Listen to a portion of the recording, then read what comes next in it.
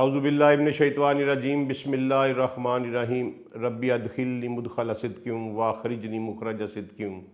واجعل لی من لدنک سلطانا نصیرا اللہم صلی علی سیدنا محمد وعلی آلہ وصحابہ وازواجہ وبارک وسلم۔ السلام علیکم ورحمۃ اللہ وبرکاتہ۔ میری گزارش ہے کہ یہ جو سورہ بقرہ کی آیات ہماری چل رہی ہیں یہ بہت ہی اہم ہیں روزمرہ کی زندگی کے معمولات کے حوالے سے، لہذا میری آپ سے گزارش ہے کہ ان کے اوپر تھوڑی سی توجہ دیجیے گا۔ آج ہم شروع کریں گے وَلَا تَجْعَلُوا اللَّهَ عُرْضَةً لِأَيْمَانِكُمْ أَن تَبَرُّوا وَتَتَّقُوا وَتُصْلِحُوا بَيْنَ النَّاسِ وَاللَّهُ سَمِيعٌ عَلِيمٌ۔ جی، اس میں اس آیت میں اللہ تعالیٰ کہہ رہے ہیں کہ وَلَا تَجْعَلُوا اللَّهَ عُرْضَةً لِأَيْمَانِكُمْ، اللہ کو ہدف نہ بناؤ اپنی قسموں کا۔ اب یہ کیا ہے کہ اللہ کو اپنی قسموں کا ہدف نہ بناؤ یا نشانہ نہ بناؤ اللہ کو اپنی قسموں کا۔ ان تبروا وتتقوا وتصلحوا بین الناس واللہ سمیع علیم، اس طرح کہ تم بر کہتے ہیں اس نیکی کو جو آپ کے فرائض سے ابو جا کر جو ہے نا وہ پرفارم کی جائے، اپنے عزیزوں پرٹیکولرلی اپنے عزیز و اقارب کے ساتھ یا اپنے گرد و نواح کے لوگوں کے ساتھ، یعنی وہ حق جو آپ کے اوپر فرض نہ ہو اس حق کے متعلق آپ کے اوپر ایک فرض ہے، اس فرض سے اوپر آپ نے جا کے کیا ہے تو اس کو بر کہتے ہیں۔ اور تصلیح صلاح کہتے ہیں ریفارم کرنے کو، ریکٹیفائی کرنے کو، یا لوگوں کے درمیان جھگڑے کو ختم کرنے کو، صلح کرانے کو۔ اب اللہ تعالیٰ اس آیت میں کہہ رہے ہیں کہ تم اس طرح کے کاموں کے اوپر، نیگٹیو کاموں کے اوپر اللہ کی قسمیں نہ کھایا کرو۔ مثلا کبھی یہ نہ کہا کرو کہ میں نے آج کے بعد صلح کے کسی کام میں شریک نہیں ہونا،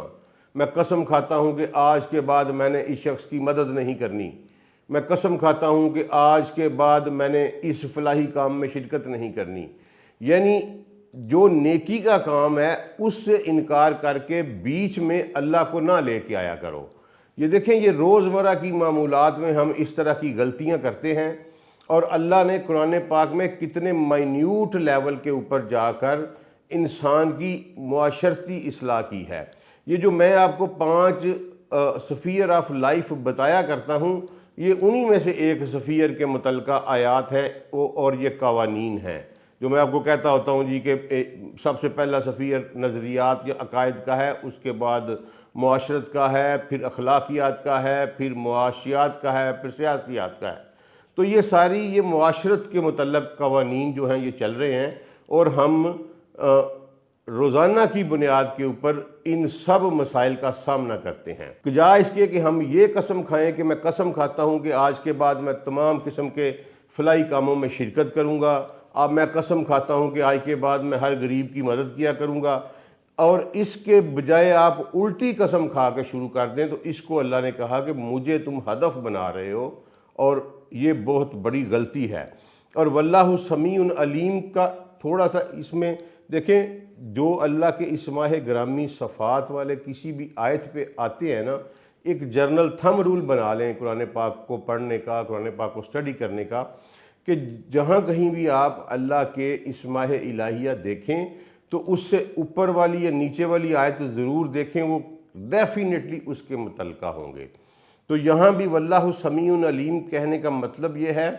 کہ تم یہ نہ سمجھنا کہ تمہارے دل میں کچھ اور ہو اور تم مجھے پتہ نہ ہو، میں تمہارے دل میں آنے سے پہلے بھی بات کو جانتا ہوں، اور وہ ایسی آواز جو تمہارے زبان سے ادا بھی نہ کی ہو، جو تمہارے کانوں نے بھی ابھی سماعت نہ کی ہو، میں اس کو بھی جانتا ہوں۔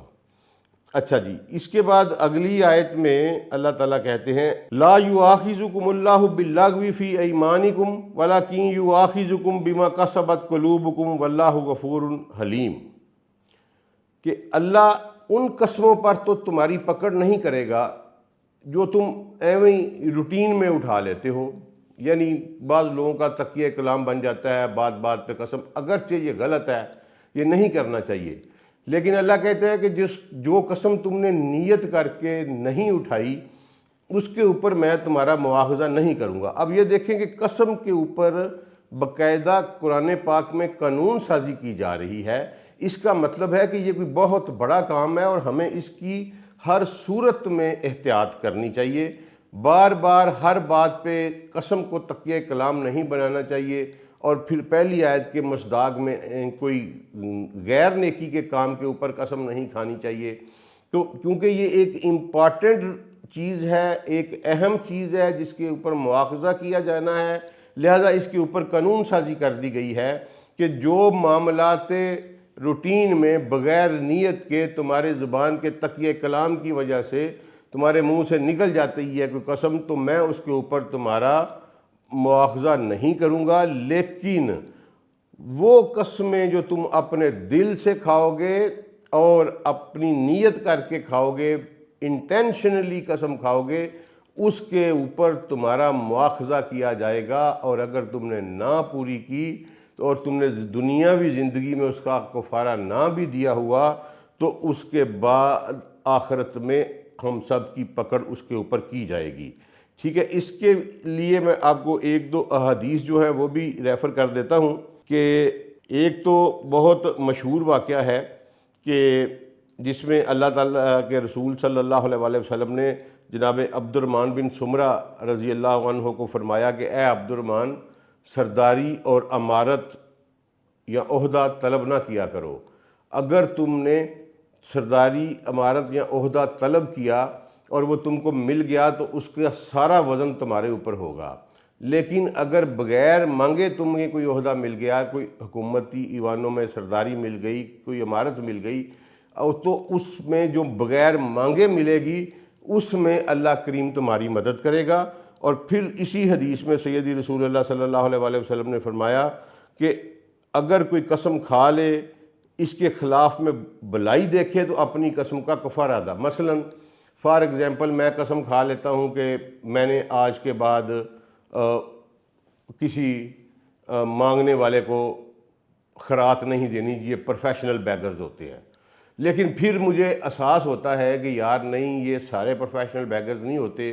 ہو سکتا ہے ان میں کسی نہ کسی کی کبھی کوئی ضرورت مند بندہ بھی ہو، کوئی ایسا بندہ بھی ہو جس نے اس دن کھانا ہی نہ کھایا ہو، تو پھر مجھے اس قسم کا کفارہ دے کے اس کام کی طرف واپس لوٹ آنا چاہیے۔ اب یہ دیکھیں قسم کا کفارے کی بات کر رہا ہے اللہ تعالیٰ، یعنی رسول اللہ صلی اللہ علیہ وسلم نے کی یہ بات کہ بغیر کفارہ دیے آپ کی اب جان نہیں چھوٹے گی، اس لیے قدم قدم کے اوپر، بار بار کے اوپر جو قسمیں ہیں یہ نہیں کھانی چاہیے۔ یہ صحیح بخاری کتاب الکفارہ کی حدیث ہے جو میں نے آپ کے سامنے پیش کی ہے، 6722 نمبر حدیث ہے جی یہ۔ اچھا، اس کے بعد ایک اور حدیث ہے کہ جس میں جناب رسول اللہ صلی اللہ علیہ وآلہ وسلم نے فرمایا کہ جو شخص کوئی قسم کھا لے پھر اس کے بعد اسے کوئی خوبی نظر آئے تو اسے چاہیے کہ اس خوبی والے کام کو کر لے اور اپنی قسم کو توڑ دے اور اس کا کفارہ دے دے۔ یہ صحیح مسلم کتاب الایمان میں ہے، ترمذی میں بھی یہ ہے، ترمذی میں اس کا نمبر ہے 1530 اور مسلم میں اس کا نمبر ہے 1651۔ یعنی کہ اگر نیکی والے کام کے اگینسٹ جو اللہ نے پہلے کہا کہ مجھے اپنی قسموں کا ہدف نہ بناؤ، اگر آپ نے کھا لی اور اس نیکی والے کام سے رک گئے اور بعد میں آپ کو احساس ہوا کہ یار اس کام میں تو یہ بہت بڑی نیکی ہے، بہت بڑی بلائی ہے، تو اس کے بعد بھی آپ کو قسم کا جو ہے وہ کفارہ دینا پڑے گا، اور کفارہ دیے بغیر آپ کی جان نہیں چھوٹے گی اس قسم سے۔ اچھا جی، اس کے بعد ہم آگے چلتے ہیں۔ آگے پھر آ کے تو معاشرتی قانون اگلا جو ہے وہ بیان ہو رہا ہے، للذین یولون من نسائہم تربص اربعۃ اشہر فإن فاؤوا فإن اللہ غفور رحیم وإن عزموا الطلاق فإن اللہ سمیع علیم۔ یہاں سے جو ہے نا جی یہ علیحدگی، ازدواجی زندگی کی یا میرج کانٹریکٹ سے علیحدگی کا چیپٹر شروع ہو رہا ہے۔ بہت امپارٹنٹ گفتگو ہے، بہت سارے گھر جو ہیں وہ اجاڑ دیے گئے قرآن کی غلط انٹرپریٹیشن کر کے، اپنے فرقہ واریت کی وجہ سے، یہ میری ماؤں بہنوں میری بیٹیوں کے لیے بہت سینسٹیو چیپٹر ہے، انہیں اپنے حقوق کی طرف دیکھنا چاہیے۔ اس پہ میں بڑی سیر حاصل گفتگو کروں گا، کچھ اس ایپیسوڈ میں کروں گا، یا تھوڑی سی ہم لمبی بھی کر لیں گے تو کوئی ایشو نہیں ہے، اور کچھ جو ہے وہ پھر کل کر لیں گے۔ اب یہاں سب سے پہلے اس گفتگو کے آغاز میں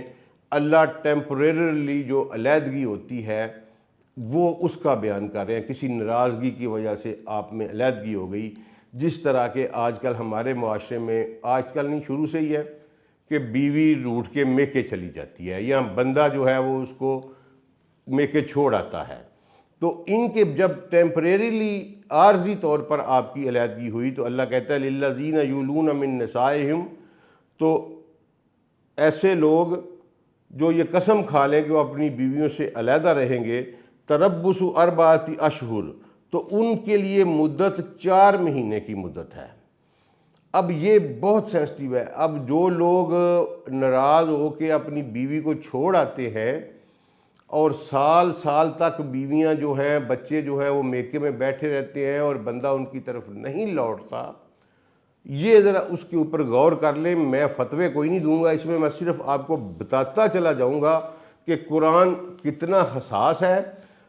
اور قرآن چاہتا ہے، اللہ چاہتا ہے کہ انسان کا گھر آباد رہے، اور جو میرج کنٹریکٹ ہوا ہے وہ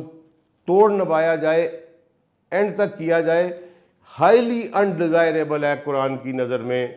میرج کنٹریکٹ کو توڑنا، کیونکہ اس کے ساتھ انسان کی زندگی جو ہے وہ وابستہ ہوتی ہے، اور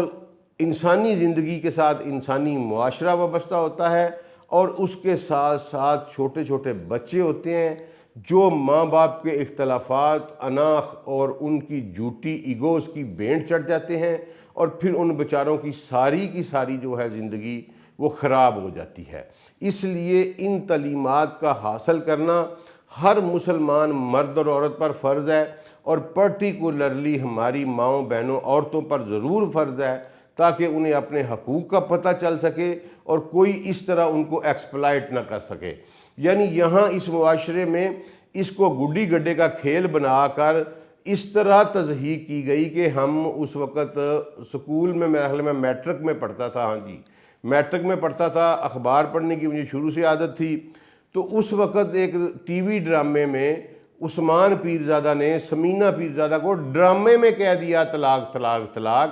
یقین کریں 3 ماہ اخباروں میں بحث ہوتی رہی کہ ان کی اصل میں طلاق ہو گئی ہے۔ یعنی لوگوں نے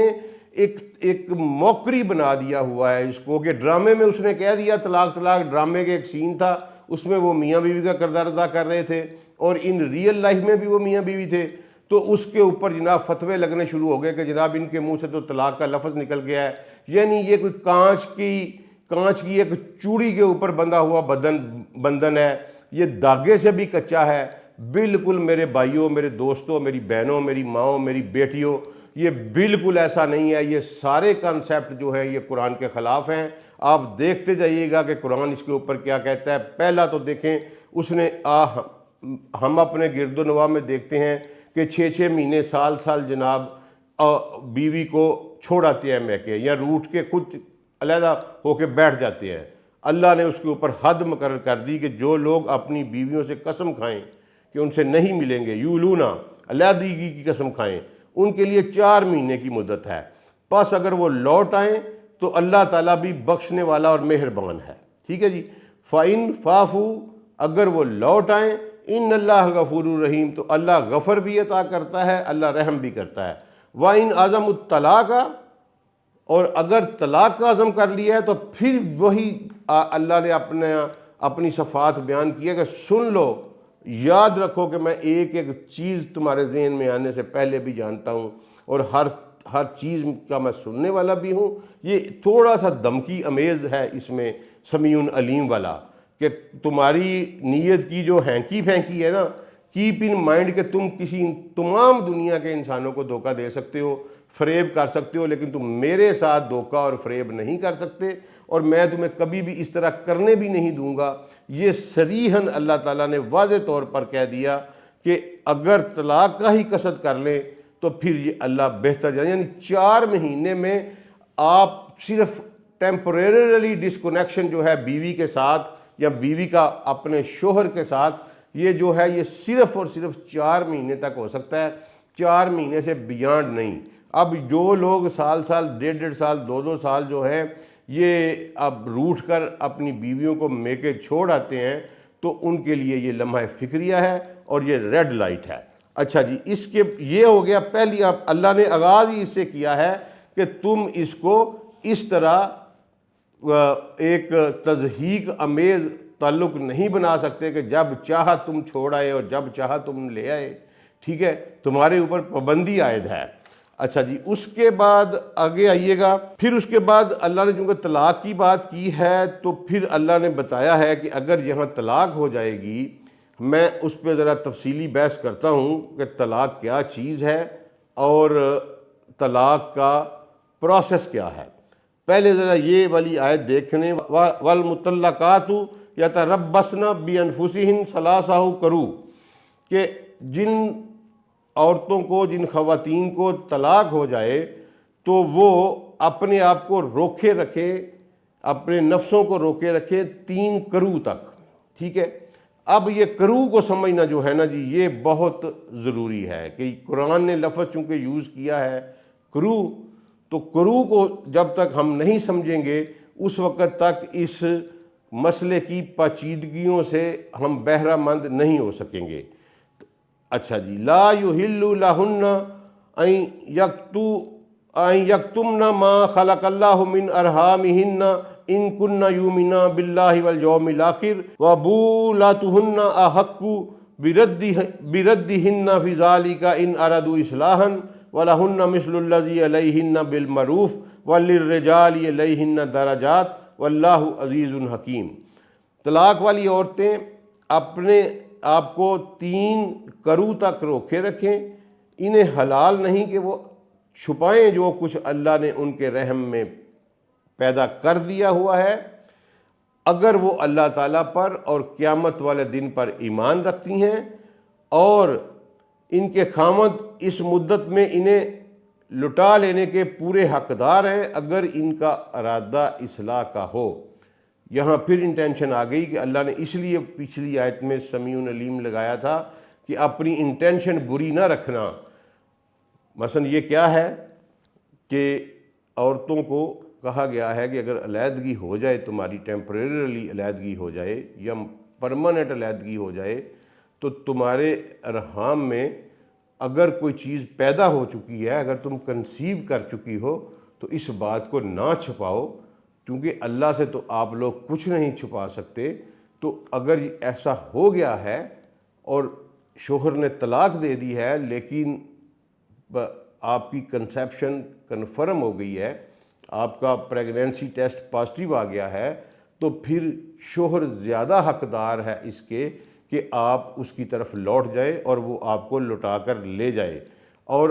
اس کے ساتھ شوہر پہ یہ پابندی لگائی کہ اس کا ارادہ اصلاح کا ہونا چاہیے، یعنی اس کی نیت میں یہ فطور نہیں ہونا چاہیے کہ وہ یہ کہے کہ چلے یہ بچہ میں اب پیدا کر کے تو اس کے بعد پھر اس کو طلاق دے دوں گا۔ یہ بالکل کفر ہے،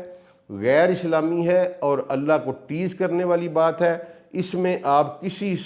صورت بھی ہم کو ملوث نہیں ہونا چاہیے، کیونکہ اللہ نے یہ کہا کہ میں دیکھ رہا ہوں، سن رہا ہوں، اور فی ذالک ان ارادوا اصلاحا، اس کے بعد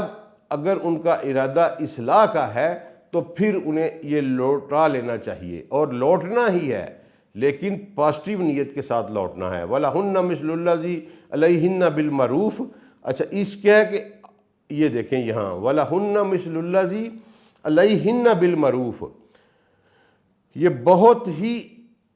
باریک نکتہ ہے۔ وَلَهُنَّ مِثْلُ الَّذِي عَلَيْهِنَّ بِالْمَعْرُوفِ، کہ جس طرح مرد عورتوں کے اوپر اپنا حق جتاتے ہیں، اسی طرح اللہ کہہ رہا ہے وَلَهُنَّ مِثْلُ الَّذِي عَلَيْهِنَّ، کہ عورتوں کے بھی اسی طرح مردوں کے اوپر حق ہے۔ اور ٹھیک ہے جی، اچھا، بالمعروف یعنی اچھائی والے، بہتری والے۔ یہاں تھوڑا سا آپ ڈیوٹیز اور رائٹس کو سمجھیے گا۔ ہر رائٹ جو ہوتا ہے وہ کریٹ ہوتا ہے اگینسٹ اینی ڈیوٹی۔ اگر کسی کی کوئی ڈیوٹی نہیں ہے تو اس کا کوئی رائٹ نہیں ہے، تو اگر کسی کا کوئی رائٹ ہے تو اس کی کوئی ڈیوٹی بھی ہے۔ اب یہ سمجھ لینا کہ سارے کے سارے حقوق جو ہیں وہ مردوں کے ہیں، یہ صریحاً جہالت ہے۔ جس طرح مردوں کے حقوق ہیں اسی طرح اللہ نے کہا وَلَهُنَّ مِثْلُ الَّذِي عَلَيْهِنَّ بِالْمَعْرُوفِ، ان کے بھی اسی طرح کے حقوق ہیں جس طرح کے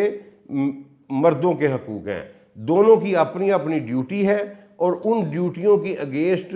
دونوں کے حقوق ہیں۔ ان حقوق کو میری ماؤں بہنوں بیٹیوں کو پڑھنا چاہیے، ان کو اپنے حقوق کا بھی پتہ ہونا چاہیے اور ان کو اپنے فرائض کا بھی پتہ ہونا چاہیے۔ میں نے آپ کو بیسک فارمولہ بتا دیا ہے کہ کوئی بھی حق بغیر فرض کے بغیر ڈیوٹی کے کریٹ نہیں ہوتا۔ مثلا فار ایگزامپل میں اگر ایک دفتر میں کام کرتا ہوں تو سیلری میرا حق ہے، اس کے اگینسٹ اس دفتر میں ڈیوٹی دینا میرا فرض ہے۔ جب تک میں وہ فرض ادا نہیں کرتا میرا سیلری کا حق جو ہے وہ پورا نہیں ہوتا۔ اس طرح عورتوں کے اوپر اگر یہ فرض ہے کہ وہ مرد کی خواہشات کو پورا کریں تو ان کے اگینسٹ ان یہ مردوں کا حق ہے، عورتوں کے، تو مردوں کی اس کے اگینسٹ کچھ ڈیوٹیز ہیں کہ وہ ان کی ضروریات کا خیال رکھیں، ان کے نان نفقے کا، ان کی ویل بینگ کا خیال رکھیں۔ لائک وائز اللہ نے کہا کہ بالمعروف، احسن طریقے کے ساتھ، بہترین طریقے کے ساتھ عورتوں کے بھی حقوق ہیں۔ یہ ایڈمیشن ہے، یہ اللہ تعالیٰ نے بہت بڑا حق دیا ہے میری ماں بہن بیٹیوں کو۔ وہ بالکل اگر وہ کسی دوسرے کے گھر میں آ جاتی ہیں تو اس کا یہ مطلب نہیں ہے کہ وہ ایک سمجھ لیں کہ ایکسٹرا کماڈٹی ہیں کہ ان کو جہاں سے مرضی وہ مالک ہیں اس گھر کی، وہ جس گھر میں آ کے بیاہی جاتی ہیں اس کی شراکت دار ہیں، ان کا 100% ویسا ہی حق ہے جیسا کہ اس گھر کی بیٹی کا اس کے اوپر حق ہے، کیونکہ وہ اپنے ماں باپ کو چھوڑ کے دوسرے گھر میں آ کے بستی ہیں۔ یہ سارے حقوق ہیں، یہ قرآن وَلَهُنَّ مِثْلُ الَّذِي عَلَيْهِنَّ بِالْمَعْرُوفِ جو کہہ کے نا جی، تو یہ ایکولائز کر رہا ہے کہ اگر مردوں کے حق ہیں عورتوں کے اوپر تو عورتوں کے بھی حق ہیں مردوں کے اوپر۔ وَلِلرِّجَالِ عَلَيْهِنَّ دَرَجَاتٍ، تو اب یہ یہاں یہ اور مردوں کے ان کے اوپر ایک درجہ ہے۔ اچھا اب اس کو نا جی بڑا ہی مس کنسیو کر لیا گیا ہے کہ اس کو یہ سمجھ لیا گیا ہے کہ مرد جو ہیں وہ بالا تر ہیں یا کوئی خواتین جو ہیں وہ کم تر مخلوق ہیں یا کم تر کریچر ہیں اور مرد جو ہے وہ برتر کریچر ہے۔ بالکل غلط بات ہے۔ اس آیت کا یہ مطلب قطعی طور پر نہیں۔ وَلِلرِّجَالِ عَلَيْهِنَّ درجات، یہ بات سیدھی سیدھی ہے کہ جہاں کہیں بھی میرے بھائیوں دوستوں میری بہنوں جہاں کہیں بھی ایڈمنسٹریٹو ارینجمنٹ بنایا جائے گا وہاں ہائر آرکی کا سسٹم بنایا جائے گا۔ یہ چونکہ ہاؤس ہولڈ کا، ایک گھر کو چلانے کا، ایک فیملی کو چلانے کا ایڈمنسٹریٹو ارینجمنٹ ہے، اس ہائر آرکی میں مرد جو ہے وہ ایک سٹیپ اوپر ہے ہائر آرکی میں۔ مثلا اگر آپ کسی دفتر میں کام کرتے ہیں تو وہاں ایک ہائر آرکی کا سسٹم ہے، ایک آرگنائزیشن کو چلاتے ہیں وہاں ہائر آرکی کا ایک سسٹم ہے۔ جب تک آپ ہائر آرکی کا سسٹم نہیں بناتے اس انسٹیٹیوشن کی، اس ورک پلیس کی، اس آرگنائزیشن کی بہترین ایڈمنسٹریشن نہیں کی، بہترین کیا بری ترین ایڈمنسٹریشن بھی نہیں کی جا سکتی۔ ہائر آرکی کا سسٹم آپ کو ہر جگہ پہ بنانا پڑے گا۔ یہ ایڈمنسٹریٹو فوقیت حاصل ہے مرد کو، اس کے علاوہ مرد کی کوئی فوقیت نہیں ہے۔ یہ ہر بندے کو غلط فہمی دور کر لینی چاہیے۔ یہ ایڈمنسٹریٹو ارینجمنٹ میں، ہائر آرکیکل آرگینوگرام میں، ہائر آرکیکل سٹرکچر آف ایڈمنسٹریشن میں مرد کو ایک ون سٹیپ اوپر درجہ وہ بھی اس لیے دیا گیا ہے دوستو، 2-3 فیکٹر ہیں اس کے۔ پہلا فیکٹر، کوئی ذہنی طور پر کوئی مرد کسی عورت سے زیادہ ذہین نہیں ہے۔ ہر انسان کے پاس ایکول اپرچونٹی ہیں اور آئی کیو انٹیلیجنس کوشن جس کو ہم کہتے ہیں اس کو ڈیولپمنٹ کے اپنی اپنی کاوش ہے، اور پھر یہ ذہانت اللہ کی دین ہے۔ ہو سکتا ہے کچھ معاملات میں آپ بہت ذہین ہوں اور باقی سارے معاملات میں آپ کی بیوی جو ہے وہ بہت زیادہ ذہین ہو، تو اس میں کوئی کم تر والی بات نہیں ہے،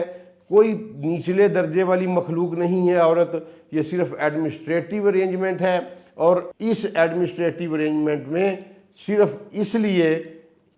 اس کو ہائرارکیکل سٹرکچر میں ون سٹیپ اپ صرف اس لیے رکھا گیا ہے مرد کو کہ ایک تو مسکولر پاور اس کی جو ہے وہ ایز کمپیئر ٹو عورت جو ہے وہ بایولوجیکلی اسٹرانگ ہے، ٹھیک ہے، یہ اللہ نے بنایا ہے۔ تو اگر کبھی مسکولر کام کی ضرورت پڑتی ہے تو میل جو ہے وہ اس کو پرفارم کرتا ہے۔ نمبر دو، مرد چونکہ باہر رہتا ہے، باہر کماتا ہے، باہر زیادہ وقت گزارتا ہے، تو اس کا ایکسپوجر جو ہے وہ بھی اتنا زیادہ ہو جاتا ہے، ٹھیک ہے، اور اس ایکسپوجر کے فائدے کی وجہ سے وہ بہت ساری چیزوں کو سمجھ لیں کہ بیفور ٹائم کیلکولیٹ کر سکتا ہے، یا اس کو پتہ ہے کہ باہر نکل کے جو خواتین گھر میں رہتی ہیں، ہاؤس وائفز ہیں، ان کو اتنا پتہ نہیں ہوتا کیونکہ ان کا ایکسپوجر نہیں ہوتا۔ یہ مطلب نہیں کہ ان میں کیپیسٹی نہیں ہے، جو عورتیں باہر نکل کے کام کرتی ہیں ان کا بھی ایکسپوجر اتنا ہی ہوتا ہے پھر جتنا مرد کا ہوتا ہے۔ تو یہ ہائرارکیکل ارینجمنٹ میں اللہ نے صرف ایک ایڈمنسٹریٹو فوقیت دی ہے، واللہ عزیز حکیم۔ اب یہاں دیکھیں کہ پھر اللہ کی وہی صفت جو ہے وہ اسماء الہیہ آ رہے ہیں تو ان کے ساتھ ریلیٹڈ ہی آ رہے ہیں کہ اللہ کو پتہ ہے کہ اس میں حکمت کیا ہے، اور اللہ ہی غالب ہے، اللہ ہی برتر ہے، کسی کو کوئی برتری حاصل نہیں، صرف اللہ کو برتری حاصل ہے، اور اللہ کے پاس حکمت ہے، اللہ جانتا ہے کہ اس کو کیسے پرفارم کرنا ہے۔ اچھا جی، اب اس کے بعد میں تھوڑا سا آخر میں آ کے تو کرو کی وضاحت کرنا چاہتا ہوں۔ کرو کیا چیز ہوتی ہے؟ اس کے لیے میں آپ کو دو تین مثالیں دیتا ہوں جی۔ یہ موطا امام مالک کتاب الطلاق کی ایک روایت ہے، اس کے علاوہ صحیح سندوں سے دو تین روایتیں میں آپ کے سامنے پیش کرتا ہوں، جس کے مطابق جو ہے کہ کرو سے کیا مراد ہے۔ تو جناب اماں عائشہ صدیقہ سلام اللہ علیہ کا یہی فرمان ہے کہ کرو سے مراد ایک میسوریشن پیریڈ، میسوریشن سائیکل ہے، ٹھیک ہے جی، ایک سائیکل سے لے کر دوسرے سائیکل تک ایک کرو ہے۔ یہ اب اس میں دیکھ لیں کہ یہ 26 ڈیز میں بھی ہو جاتا ہے، 24 میں بھی ہو جاتا ہے، 28 میں بھی ہو جاتا ہے، 30 بھی ہو جاتے ہیں، لیکن یہ ہماری بہنیں بہتر جانتی ہیں۔ تو کرو اماں عائشہ کے مطابق کیا ہے کہ وہ 3 میسوریشن پیریڈ ہے، یعنی جس دن آپ نے کے ساتھ اللہ معاف کرے استغفر اللہ کسی کے ساتھ طلاق ہوتی ہے تو پھر 3 کرو جو ہیں، یعنی ایک کرو وہاں شروع ہوگا کہ جب آپ کو آگے میسوریشن سائیکل سٹارٹ ہو گیا، وہاں سے لے کر پھر میسوریشن سائیکل ختم ہوا، پھر مہینہ گزرا یا 27 پھر میسوریشن سٹارٹ ہوا، اس طرح 3 میسوریشن سائیکل کمپلیٹ کرنے ہیں۔ اس کا مطلب ہے کہ 3 کرو آپ کے جو ہیں وہ مکمل ہو گئے، ٹھیک ہے۔ یہ ہمارے ہاں چونکہ یہ بہت اہمیت اختیار اس لیے کر گیا کہ ایک بہت مشہور و معروف کیس جو ہے وہ اس طرح کا ہوا، چلے وہ تو ایک پولیٹیکل بات ہے، لیکن قرآن کا اس کے اوپر یہی قانون ہے کہ 3 کرو جو ہے نا جی وہ گزارنے ہیں۔ اور کرو کا جو ہے میں نے آپ کو بتایا کہ ایک کرو کتنا ہے، یہ ہر میری ماں بہن بیٹی ہی جانتی ہے کہ ان کا کرو کتنے دنوں کا ہوتا ہے، اس لیے اس کی صحیح تعین کے لیے عورت پہ ہی ریلائنس کیا جائے گا، اس کے علاوہ کسی کو کوئی اور ریلائنس دنیا کا ہے نہیں جس کا جو ہے نا جی وہ کہا جائے۔ اچھا، اسی طرح جناب عبداللہ بن عمر فرماتے ہیں کہ جب تیسرا حیض شروع ہوا تو وہ عورت جو ہوگی وہ اپنے خامن سے بری ہو جائے گی، ٹھیک ہے۔ یہ ہے، اور یہ میں نے ایکسپلین کرنا تھا کہ کرو جو ہے وہ ایک جو ہے میسوریشن پیریڈ سے دوسرے میسوریشن پیریڈ تک جو درمیان میں دن بنتے ہیں اس کو ایک کرو کہتے ہیں، اور 3 کرو تک جو ہے نا جی وہ ہے کہ اس کو ہم خواتین نے اپنے آپ کو روکے رکھنا ہے۔ اب اس کو ٹپیکل دنوں میں مخصوص نہیں کیا جا سکتا کہ یہ 90 دن ہے یا 120 دن ہے یا 80 دن ہے. یہ مائٹ بھی میری ہر ماں بہن بیٹی کے اوپر ڈیفرنٹ ہو، لہٰذا وہی بہتر بتائے گی کہ اس کے 3 کرو کب پورے ہو گئے ہیں. تو ان کی دنوں کی تعداد کو قرآن نے متعین نہیں کیا، صرف 3 کرو رکھے. اس پروسیس کو بایولوجیکل پروسیس کے ساتھ اٹیچ کیا تاکہ تمام قسم کی غلط فہمیاں، اللہ نے چونکہ کہا ہے کہ میں بہت حکیم ہوں، تو تمام قسم کی جو غلط فہمیاں ہیں وہ دور ہو جائیں. اگلے انشاءاللہ ہم جو ہے نا جی لیکچر، اس میں پھر اب ہم پڑھیں گے کہ طلاق کا قرآن میں کیا حکم ہے، کیسے دی گئی جاتی ہے، کہاں جا کے یہ مکمل ہوتی ہے. تو اس پہ انشاءاللہ سیر حاصل بحث کریں گے. آج کے لیے اتنا ہی. السلام علیکم ورحمۃ اللہ وبرکاتہ.